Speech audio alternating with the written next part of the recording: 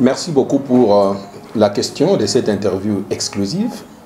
C'est vraiment très important lorsqu'on veut aborder le problème de notre pays, la République démocratique du Congo, qui depuis son indépendance n'aspire pas à sa souveraineté, ne vit pas son indépendance depuis 1960. Parce que déjà après l'indépendance, on a eu plusieurs rébellions, la rébellion Simba, l'instabilité politique jusqu'au changement des républiques, 1965 et puis 1997, le Congo n'a jamais connu sa stabilité. Quant à ce qui concerne ce qui s'est passé à Doha, que vous appelez accord de principe, ce n'est pas un accord, c'est plutôt une déclaration des principes. La déclaration des principes, c'est un pont vers un accord de paix. C'est-à-dire un accord de paix entre des États, un accord interétatique, doit être signé par les responsables ayant les mandats de l'État. Et qui a le mandat de l'État d'un pays? C'est le président de la République, c'est le Premier ministre, c'est le président de deux chambres, c'est-à-dire ceux qui gèrent les institutions politiques du pays. Et donc, ceux qui sont allés, ce sont des émissaires. Ils ont balisé le chemin. Ce chemin-là va amener les États, à travers les représentants légaux, à signer ces accords qui vont maintenant engager les États. Donc jusque-là, c'est une déclaration des principes, des règles que l'on va suivre en prélude d'une négociation directe et en prélude de la signature d'un accord proprement dit de paix.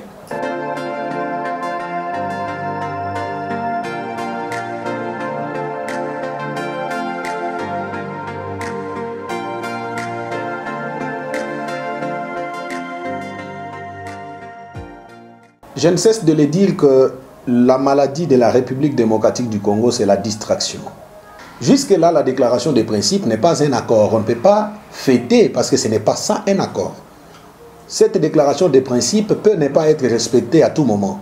Parce que d'abord, je parlais qu'il y a le problème des représentants. D'abord, le pays lui-même a été représenté par qui?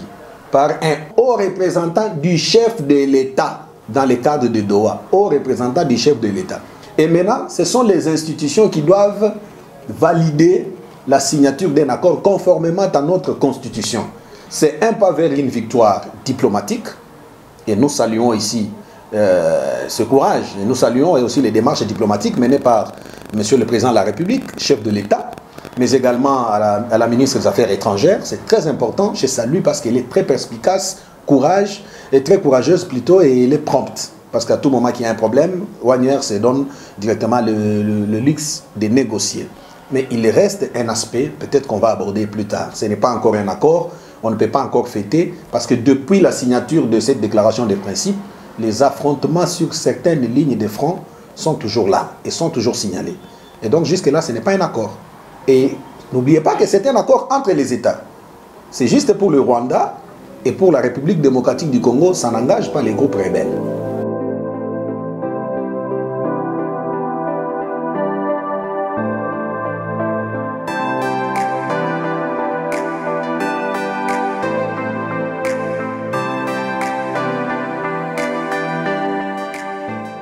Vous avez vous-même donné une moitié de la réponse, et je l'ai dit au départ, parce que souvent on est dans la distraction et la négligence. Pour qu'un accord soit assidu, et que cet accord donne des effets escomptés, il faut qu'il soit sécurisé au niveau institutionnel. C'est pourquoi j'avais même douté des accords signés à Washington, parce qu'il faut faire la part des choses entre un accord signé sous la médiation de Donald Trump, et un accord signé sous la médiation des États-Unis d'Amérique. Parce que si c'est signé par Donald Trump avec son camp politique, c'est que cet accord n'est pas sécurisé. Étant donné qu'après 3 ans, Donald Trump va partir, peut-être que c'est un démocrate qui va venir au pouvoir et il va piétiner ça. C'est pourquoi ça doit être sécurisé d'abord au Sénat américain et puis chez nous, ça doit être sécurisé au niveau du Parlement. Et cela devait commencer par le préalable. L'autorisation vient préalablement et non donner au Parlement le texte pour validation après signature. Au moins, c'est dans le cadre de la signature de ce qu'on appelle les ordonnances loi. Là, le président de la République peut prendre une ordonnance loi qui sera régularisée plus tard au niveau du Parlement. Mais si ça a commencé par le Parlement, on n'appelle pas ça ordonnance loi, on appelle ordonnance présidentielle. Alors, ça devait commencer par là. Alors, signer un accord de telle envergure sans passer par le Parlement congolais, c'est vraiment vendre à vil prix l'avenir de la République démocratique du Congo. Le Rwanda a sécurisé ça au niveau du Parlement et c'est une bonne chose parce que c'est un accord bilatéral, parce que Paul Kagame peut quitter le pouvoir aujourd'hui, mais le Rwanda et le Congo vont rester voisins toujours. D'où il faut qu'il y ait un accord qui sécurise ce voisinage-là. Alors, c'est entre le Rwanda et la RDC. Je suis en train de préciser ça en connaissance de cause. Parce que les gens pensent qu'en signant cet accord-là, ça résout les problèmes que nous avons aujourd'hui. On cite le Rwanda dans ce conflit, ce qui fait de ce conflit un conflit international. Mais c'est en même temps un conflit non international qui ne doit pas être réglé par cet accord. Parce qu'il s'agit des rebelles internes. L'unique façon de résoudre ces problèmes avec les rebelles, parce que la rébellion, c'est le synonyme de l'opposition. Mais cette fois-là, une opposition armée. D'où un opposant. On ne fait pas la guerre avec lui. Un opposant, on négocie avec lui. On l'amène à la raison. C'est-à-dire la voie de la négociation directe entre le pouvoir de Kinshasa et les belligérants qui menacent le pays aujourd'hui. Si ce dialogue n'est pas au rendez-vous, c'est qu'on n'aura rien résolu comme problème. Et nous devons craindre parce que ce problème peut se généraliser dans toutes les frontières du pays. Ce problème est compliqué. Compliqué dans quel sens? Le Rwanda, depuis plusieurs temps, nie sa responsabilité directe dans le M23. Cependant, la population congolaise constate qu'il y a des populations rwandophones au sein du M23. Mais quand on demande au Rwanda, le Rwanda dit que ces gens-là, ce sont des rebelles, ce sont des FDLR. Or, les FDLR ne sont pas bienvenus au Rwanda. Le Rwanda dit combattre les FDLR au pays et le Congo est accusé d'encadrer les FDLR. D'où le Rwanda poursuit son ennemi alors que le Congo a un autre ennemi. Là, il y a vraiment un problème. Il s'est posé dernièrement cette question-là. On a demandé au Rwanda de retirer ses troupes. Le Rwanda a dit, si vous estimez que nous avons réellement envoyé les troupes, dans le cadre de cet accord, nous allons les retirer. Mais quel sera l'avenir du Rwanda avec la présence des FDLR dans les frontières congolaises? Parce que les FDLR sont là et leur plan, c'est d'aller renverser les pouvoirs au Rwanda. D'où le Rwanda, pour défendre sa souveraineté et ses frontières, est obligé de sécuriser ses frontières contre les FDLR. Contre les FDLR. Alors, la République démocratique du Congo aujourd'hui manque qui est réellement ennemi du pays. Parce que d'un côté, on a des ADF, de l'autre, on parle des FDLR qui sont ennemis, parce que nous sommes l'unique pays au monde où il y a deux groupes armés, on a vécu ici, c'est entre 77 et 78, deux groupes armés étrangers se sont battus sur le sol congolais. Donc nous pouvons dire que la porosité de nos frontières aujourd'hui, c'est un problème grave. On n'a pas encore résolu les problèmes avec la Zambie. Il y a encore un problème. On a un problème au niveau de la frontière avec le Sud-Soudan, avec l'Afrique centrale également. On a un problème avec l'Ouganda, on a un problème avec le Rwanda. Et demain, ça sera avec les Gabon. Alors, quand on a des problèmes avec tous les 9 pays voisins, c'est vraiment compliqué. Donc, cette question, la question de M23 doit être résolue au pays. Nous ne cesserons de dire ça. Ça doit être résolu au pays. La voie de la CENCO, la voie proposée par la CENCO, c'est la voie la plus salutaire. Le chef de l'État, nous saluons sa démarche parce qu'il a eu à changer quand même le narratif. Parce qu'au départ, il ne voulait pas négocier. Mais après un moment donné, quand même, il a compris que l'intérêt supérieur de la nation, c'est la paix. Et qu'est-ce qu'il faut faire pour la paix? On peut utiliser tout chemin. Pour ça, coup de chapeau, et qu'il puisse continuer parce que la déclaration des principes ne suffit pas. Et au-delà de ça, avec des poursuites qui commencent, tout ça, les exclusions, ça ne marche pas. La paix doit être recherchée de manière inclusive. Le Rwanda a commencé par sécuriser. D'abord, on a signé à Washington. N'oublions pas que nous parlons, l'accord là sécurisé, ce n'est pas l'accord de Doha. À Doha, il n'y a pas encore un accord de paix.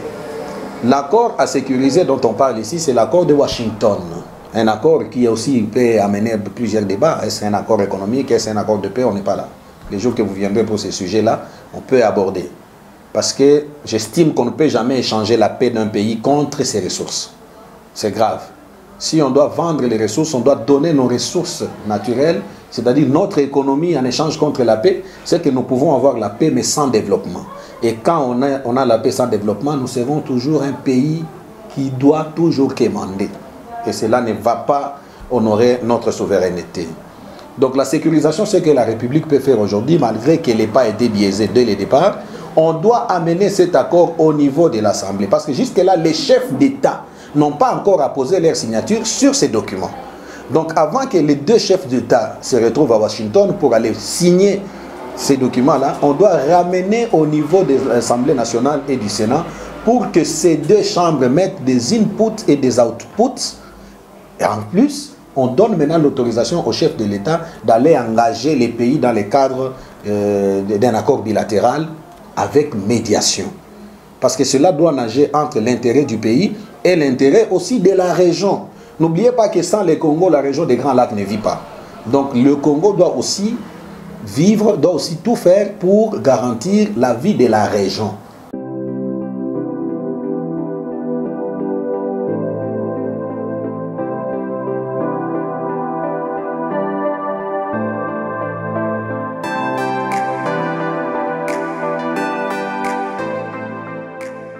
Tout part d'abord de la compréhension du problème. Vous savez, ce problème-là de l'Est a perduré. Et il n'a pas commencé avec Félix Tshisekedi. C'est un problème qui a commencé depuis le roi Léopold II dans son prodrome. Ce n'est pas aujourd'hui. C'est depuis que le Congo était géré dans le cadre du Congo-Rwanda-Urundi qu'on a eu la politique de la transplantation du peuple de Léopold II qui voulait à tout prix que les trois pays soient ensemble. Et que le peuple Tutsi se retrouve aussi au Congo, le peuple Hutu au Congo, le peuple Bembe Fuliro aussi au Rwanda. Donc on voulait faire un peuple dans cette zone-là qu'on appelait Congo-Rwanda-Urundi. Ce problème ne s'était pas arrêté par là. En 1994, c'est le président Mobutu aussi qui ouvre la voie. Après l'assassinat du président Juvenal Habyarimana au Rwanda, le président Mobutu ouvre la voie pour les réfugiés rwandais qui devaient se réfugier chez nous, les Hutus bien sûr, qu'on appelle aujourd'hui l'FDLR. Alors cette bonté et cette bonne volonté de la RDC d'accueillir le voisin en tristesse humanitaire nous a créé la situation que nous avons aujourd'hui, qui a ressurgi en 2012 et la résurgence en 2023 jusqu'à aujourd'hui. Et dans le cadre des accords, nous négocions mal. Je dois dire clairement que nous négocions très mal. Souvent, on a eu d'abord le premier processus de Luanda. À Luanda, on voulait quand même nous mettre ensemble dans le cadre de la mission de l'Union africaine et de la SADC. Cela n'a pas réussi. On est allé à Nairobi, d'ailleurs on a commencé à Nairobi, de Nairobi, Kampala. De Kampala, aujourd'hui on est à Doha. Pourquoi? Parce qu'on négocie avec le Rwanda, mais il y a encore un autre problème, l'Ouganda. Je ne cesse de dénoncer la position géographique de notre pays. Bunagana est occupé par les rebelles, ça fait près de 3 ans. Bunagana a une frontière directe avec l'Ouganda et non le Rwanda. Et tout ce qui se passe dans le cadre des renforcements des munitions ou de ceci, des M23, passe par la frontière de Bunagana. Et dernièrement, le gouvernement ougandais a rouvert officiellement la frontière entre Bunagana et l'Ouganda. Mais l'Ouganda coopère avec quel gouvernement? C'est que nous avons des pays qui sont amis-ennemis. Et là, nous mourrons avec un seul ennemi. L'autre ennemi peut se retirer, mais il va emmener dans le dos de celui que l'on appelle ami. Parce qu'à mon humble avis, un voisin, soit un ami qui coopère avec mon ennemi, doit être assimilé à l'ennemi.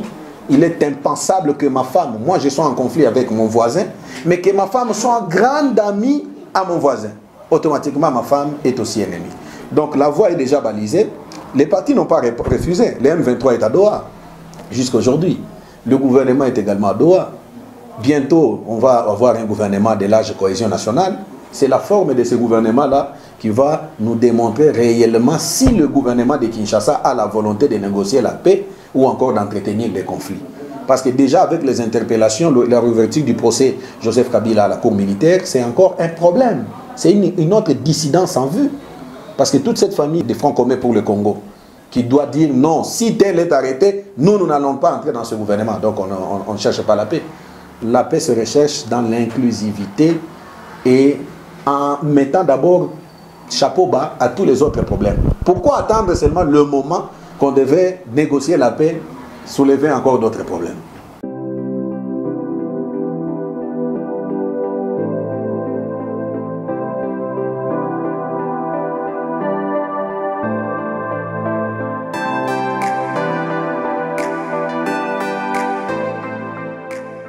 Ça, c'est une question très importante parce que c'est ça l'actualité d'aujourd'hui.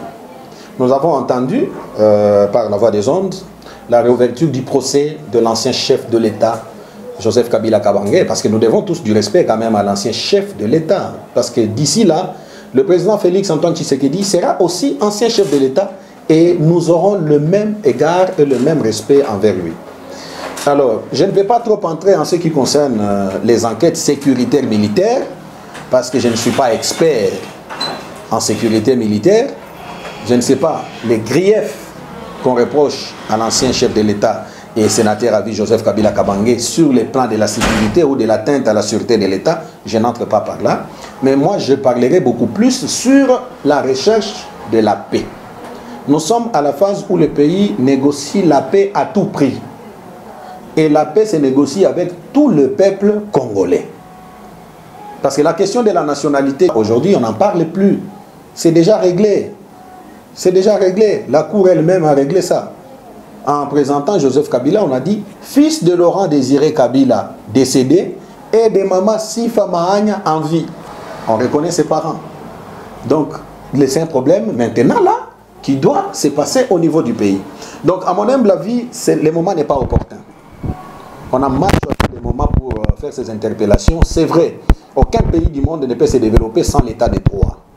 Parce que l'impunité, c'est aussi un problème terrible. Mais dans le contexte actuel, nous sommes dans la recherche de la paix, qui s'accompagne avec même la libération de certains prisonniers politiques.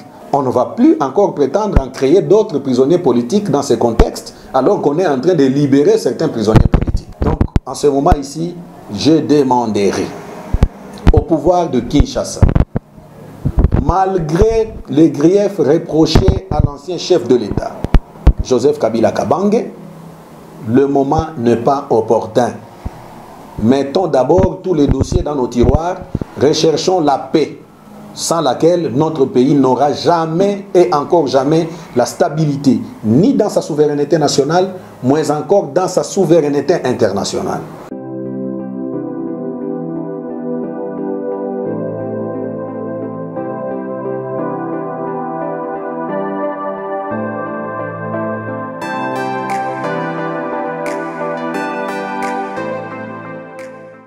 Le problème du pays est facile à résoudre. Parce que le mal du Congo réside dans l'antagonisme des acteurs politiques qui sont ici. Qui sont avec les M23? Ce sont des Congolais, ce sont des acteurs politiques congolais. Qui sont avec, qui favorisent l'entrée des ADF Nalou? Ce sont des acteurs politiques congolais. Et c'est pourquoi j'ai insinué sur le dialogue national sincère. C'est-à-dire tous les acteurs, le chef de l'État doit appeler tous les acteurs politiques autour d'une même table sans penser aux conflits antérieurs, pour qu'on réfléchisse sur la marche du pays. Parce que le problème n'est pas à Kigali, le problème n'est pas à Goma, le problème n'est pas à Rutshuru, le problème est à Kinshasa. C'est là où il y a le centre des décisions. Donc tous les acteurs devaient se mettre ensemble, oublier leurs différences et se concentrer d'abord sur l'unité du pays. Le chef de l'État doit revoir tout l'appareil diplomatique du pays. Je ne trouve pas le rôle des ambassadeurs qui sont dans des pays voisins. Parce qu'ils ne négocient pas la paix pour le pays. Nous avons des ressources minières, nous avons des ressources naturelles. C'est bien.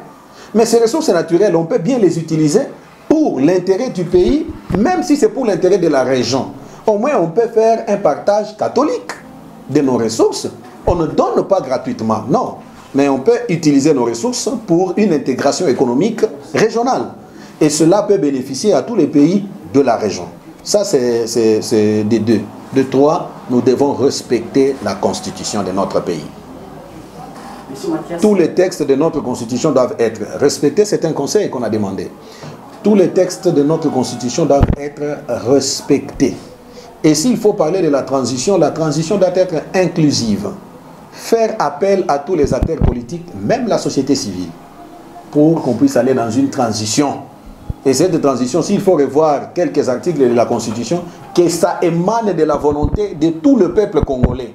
Et que cette émanation-là témoigne de la volonté populaire du peuple pour son intérêt, car nous sommes dans le régime semi-présidentiel au système politique démocratique. Or, la démocratie, c'est le pouvoir du peuple, par le peuple et pour le peuple.